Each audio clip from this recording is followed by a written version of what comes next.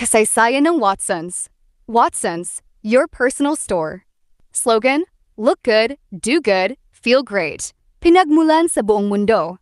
Nagsimula noong 1828 bilang Canton Dispensary sa China at opisyal na itinatag bilang Hong Kong Dispensary noong 1841, isang tindahan ng gamot at serbisyong medikal. Naging A.S. Watson & Co. noong 1871. Mayroon na silang sangay sa Maynila noon pang 1883. Ngunit pansamantalang tumigil ang operasyon. Pagbabalik at paglago sa Pilipinas. Opisyal na bumalik at muling binuksan noong 2002 sa pakikipagtulungan ng A.S. Watson Group at SM Prime Holdings. Mga unang sangay, SM Megamall at The Podium sa Metro Manila. Mabilis na lumawak, mula gamot, bitamina at pangkalusugan, naging buong hanay din ng pangganda at pangangalaga sa katawan.